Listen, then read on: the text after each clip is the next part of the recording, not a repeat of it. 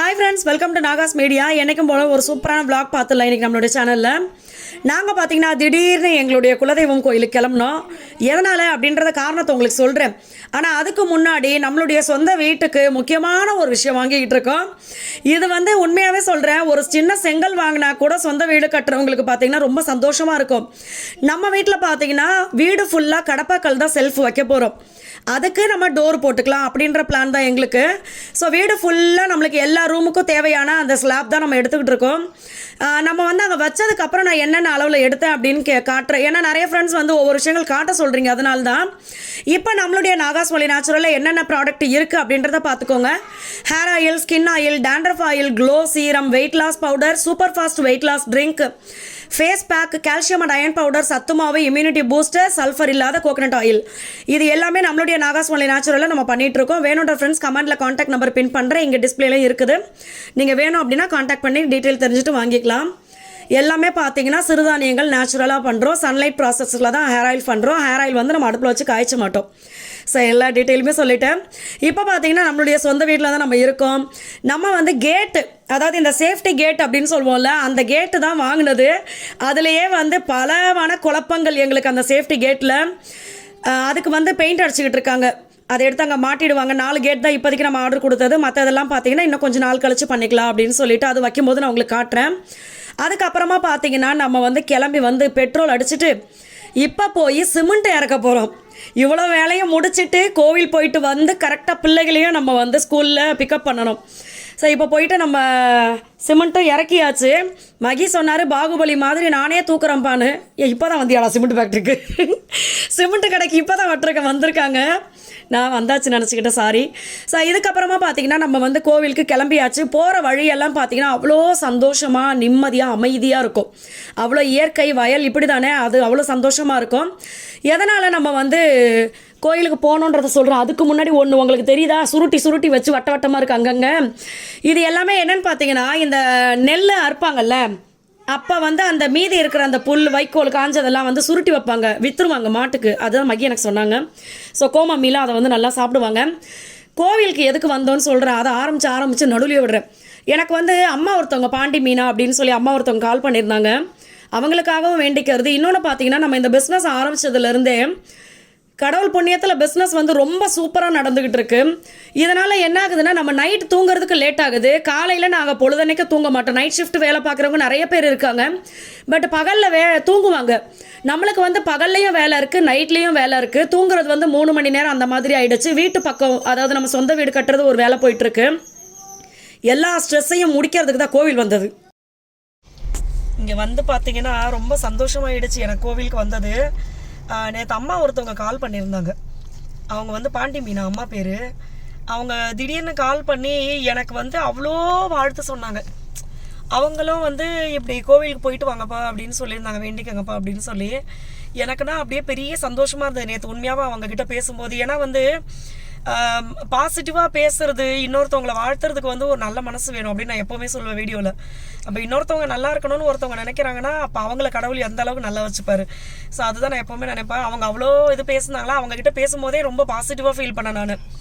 அப்போ மகி கிட்ட சொன்னேன், நாளைக்கே கண்டிப்பாக போயிட்டு வந்துடலாம்ப்பா அப்படின்னு சொல்லி. ஃபஸ்ட்டு நாங்கள் நினச்சது அவங்க பாண்டிமீன் அம்மாக்காக வேண்டிக்கணும் அப்படின்னு சொல்லி. அப்போ இன்னொரு விஷயம் நினச்சேன், நம்மளுடைய முன்னோர்கள் தானே நம்மளுடைய குலதெய்வம். ஸோ யாரோ ஒருத்தவங்க மூலியமாக நான் விஷயம் சொல்லி அனுப்புவாங்கல்ல. அப்போல்லாம் ஃபோனும் கிடையாது, லெட்டரும் கிடையாது. ஆனால் நம்மளுடைய தாத்தா பாட்டி பார்க்கணுன்னா பேரை நான் பார்த்துட்டு போக சொல்லுப்பா, நான் பார்த்து ரொம்ப நாள் ஆச்சு அப்படி சொல்லுவாங்கல்ல. அது மாதிரி இவங்க அதாவது எங்களுடைய முன்னோர்கள், எங்கள் தாத்தா பாட்டி தான் இங்கே இருக்காங்க. ஸோ அவங்க பாண்டிமீன் அம்மா மூலியமாக நம்மளுக்கு சொன்ன மாதிரி ஒரு இதுவாக தோணுச்சு. சரி, அவங்க தாத்தா பாட்டி அவங்களையும் பார்க்கணும், பாண்டிமீன் அம்மாக்காக வேண்டிக்கணும், நம்மளும் அவங்கள பார்த்துட்டு வரணும் அப்படின்ற ஒரு இதில் வந்தது. இங்கே இன்னும் சந்தோஷமாயிடுச்சு எங்களுக்கு. ஏன்னா நீங்கள் பார்த்துருப்பீங்கல்ல, அப்படியே அழகாக பூஜை பண்ணி அலங்காரம் பண்ணி நம்ம வரும்போது பூஜை நடந்துக்கிட்டு இருக்குது, ரெடியாக இருக்குது. நம்ம வாங்கிட்டு வந்த வெல்லம் இதெல்லாம் வச்சு அதுக்கப்புறமா தான் பூஜை ஆரம்பித்தாங்க. அது எங்களுக்கு செம்ம சந்தோஷமாயிடுச்சு. ஸோ எல்லாருக்காகவுமே வேண்டிக்கிட்டேன் நான். எல்லாருக்காகவும், நம்மளுக்கு, நம்ம சப்ஸ்கிரைபர் ஃப்ரெண்ட்ஸு, என் கூட பழகிறவங்க எல்லாருக்குமே பொதுவாக நம்ம ஒரு விஷயம் வேண்டிக்கணும் எப்போவுமே வந்து எல்லா உயிர்களும் இன்புற்று வாழ எல்லாம் வல்ல இறைவனை வேண்டுகிறேன் பராபரமே அப்படி சொல்லிட்டு இது எப்போவுமே நான் நினைப்பேன். இதிலே அடங்கிடும் எல்லா உயிரும் நல்லா இருக்கணும் அப்படி சொல்லி நீங்களும் அதே மாதிரி வேண்டிக்கங்க. எப்போவுமே இன்னொருத்தவங்க நல்லா இருக்கணும்னு நம்ம நினைக்கணும். அப்போ கடவுள் நம்மளையும் நல்லா வச்சுருப்பாரு. அது என்னோட நம்பிக்கை. ஸோ இன்றைக்கி வந்து கோயிலில் நின்றுக்கிட்டு இப்போ சொற்பொழி வாட்டுற மாதிரி இது ஓகேவா. இது வந்து ஆன்மீகமாக இவ்வளோ நேரம் நம்ம பேசணும். ஆனால் இப்போ பார்த்தீங்கன்னா ஆன்மீகத்துக்கு அப்புறம் ஒரு இது விஷயம் இருக்குது, வயிறு நிறைவு வாய் நிறைவுன்ட்டு. ஸோ அதனால் இங்கே பார்த்தீங்கன்னா ஃபஸ்ட்டு சக்கரை பொங்கலும் பஞ்சாமிர்தமும் கொடுத்தாங்க. இங்கே பாருங்கள் சக்கரை பொங்கல் 2 தட்டு சக்கரை பொங்கலை ஒரே இதில் வச்சுருக்கேன். அடாடாடா சக்கரை பொங்கலுக்கு ஈக்குவலாக ஒரு ஐட்டம் நம்மளுக்கு பிடிக்கும்னா அது புளியோதரை. அதுவும் துவையல் வச்சு எவ்வளோ அழகாக செஞ்சு சூப்பராக கொடுத்துருக்காங்க. அதனால் நம்ம இப்போ என்ன பண்ண போகிறோம், காருக்குள்ளேயே உக்காந்து லஜக் மொஜக் பஜக் அப்படின்னு முடிக்க போகிறோம். முதல்ல முடிச்சுட்டு வண்டியை மூவ் பண்ணிக்கலாம் அப்படின்னு சொல்லி என்ன மகி. அதனால் இதெல்லாம் பாப்பா தம்பிக்கு சக்கரை பொங்கல் எடுத்துக்குவேன். அவங்க 2 பேரும் இந்த இது சாப்பிட மாட்டாங்க அவ்வளோவா. பட் பஞ்சாமிர்தம் சக்கரை பொங்கலை பிள்ளைகளுக்கு எடுத்துக்கிட்டு நாங்கள் கொஞ்சம் சாப்பிட்டுட்டு கிளம்புவோம்.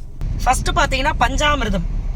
ஏன் இதில் பஞ்சாமிர்தம் பேர் இருந்துச்சு, 5 வகையான விஷயங்களை போட்டு செஞ்சு அது ஏன் அதோடைய சுவை பார்த்தீங்கன்னா அமிர்தம் மாதிரி இருக்கிறதுனால பஞ்சா அமிர்தம் அப்படின்னு வந்தது. செம்மையாக இருக்கா, சூப்பராக இருக்குது. இந்த வாழைப்பழம் டேஸ்ட்டு செம்மையாக இருக்குது. அடுத்து வந்து சக்கரை பொங்கல். சரி, எனக்கு ரொம்ப நாளாக ஒரு டவுட்டு, சர்க்கரையை போட்டு பண்ணால் தான் அது சக்கரை பொங்கல், வெள்ளத்தை போட்டு பண்ணால் அது வெள்ளை பொங்கல் தானே, ஏன்டா சக்கரை பொங்கல்னு பேர் வந்துச்சு? எல்லா இனிப்பு பொருளும் காமனாக சக்கரை தான் பேர் கிராமத்தில். ஆமாம் சரி ஓகே. அப்போ அதிரசத்துக்கு சக்கரை தரிசனம் வைக்க வேண்டியதானே? உனக்கு ஐயனார் நினைப்பாரு உனக்கு கூட்டு பெரிய இதுனா பொங்கல் அதுவும் கொடுத்தா உனக்கு திமுரு ஓவராகி போச்சு அப்படின்ட்டு. இவ வாய் சும்மா இருந்தாலே ஓவரா பேசுவா, இதுல சக்கரை பொங்கலை வேற போட்டாலா இன்னும் ஓவரா பேசுவா இவ அப்படின்னு. அடுத்து இப்போ வந்து நம்மளோட ஐட்டம் உங்களுக்கு பார்க்கறதுக்கு வந்து மஞ்சள் கலரா இருக்கிறதுனால லெமன் ரைஸ் நினச்சிக்காதீங்க, புளியோதரை.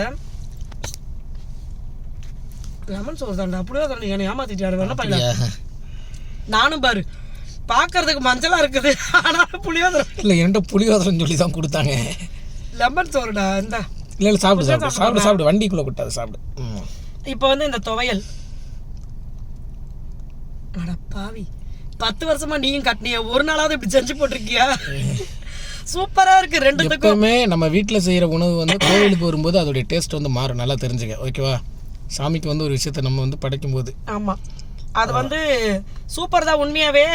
அப்படின்னு பார்த்தா டெய்லி நீ சமைக்கிற உணவு சரியா சூப்பரால இருக்கணும், உனக்கு நான் தானே தெய்வம்னு சொல்லுவாங்க. தஞ்சாவூர் பெரிய கோயிலில் அங்கே இருக்க பொங்கல் நீ வாங்கி சாப்பிட்ருக்கியா? வாங்கி சாப்பிட்டல, அதோட டேஸ்ட் அல்டிமேட்டாக இருக்கும். எங்க பொங்கல் போடுறனே கூட்டு போனா தானே, அது இலவசமாக தர மாட்டாங்க, பேமெண்ட் பண்ணணும். பொங்கலுக்கு பேமெண்ட் பண்ணால் நல்லா தானே இருக்கும். சூப்பராக இருக்குது, 2மே செமையாக இருக்குது. ஸோ நீங்களும் வந்து வீட்டில் இதே மாதிரி செஞ்சு சாப்பிட்டு பாருங்கள். ரெசிபியே சொல்லியே நினைப்பீங்க, யாருக்கு தெரியும், எனக்கும் தெரியாது. லெமன் சோறு துவையலை வச்சு சாப்பிடுங்க செஞ்சு, சூப்பராக இருக்குது. மகி வண்டியை ஓட்டுட்டவன் நானும் பார்த்தீங்கன்னா புளியோதரை கிடச்சிருச்சு, இன்னும் வாய் சும்மா இருக்குமா, அப்படியே சாப்பிட்டுக்கிட்டே ட்ராவல் பண்ண வேண்டியது தான். வீட்டுக்கு போயிட்டு பார்சல் பண்ண வேண்டியதெல்லாம் இருக்கு, என்னென்ன பண்றோம்னு காட்டுறோம் வாங்க. நிறைய வேலை இருக்கு பார்சல் பண்ணது, ஏன்னா சீக்கிரம் நம்ம கொரியர் போடணும் அதனால. ஆமா. ஸோ நம்ம கோயில் போயிட்டு வந்து காரை நிப்பாட்டியாச்சு. தம்பிங்க பார்த்தீங்கன்னா பெயிண்ட் அடிச்சிட்டு இருந்தாங்க. இன்னொரு விஷயம் உங்களுக்கு காட்டுறேன், அதுக்காக தான் நானும் ரொம்ப எதிர்பார்த்தேன். இதுதான் நம்மளுடைய பாத்ரூம்க்கு வந்து ஆஃபீஸ்க்கு, நம்மளுடைய நாகாஸ் ஒன்லி நேச்சுரல் ஆஃபீஸ்க்கு பார்த்தீங்கன்னா பாத்ரூமில் டைல்ஸ் ஓட்டிகிட்டு இருக்காங்க. ஏன்னா அங்கே பாத்ரூம் எல்லா செட்டப்பும் கரெக்டாக இருந்தால் தான் நம்ம அங்கே போய் நிம்மதியாக பொழுதுனைக்கு வேலை பார்க்க முடியும். அதுக்கான வேலைகள் தான் நடந்துகிட்டு இருக்கு. அப்புறம் வந்து ட்ரெஸ் சேஞ்ச் பண்ணி பிள்ளைங்களை கூட்டிகிட்டு வீட்டுக்கும் வந்தாச்சு. நினச்சது எல்லாமே சந்தோஷமாக நடந்துச்சு. அதே மாதிரி குலதெய்வம் கோயிலுக்கு போயிட்டு வந்தோன்னா உண்மையாகவே மனசு அவ்வளோ லேசாக ரிலாக்ஸ் ஆகிடுச்சு. நீங்களும் போயிட்டு வாங்க. அடுத்த விளாகில் பார்க்கலாம்.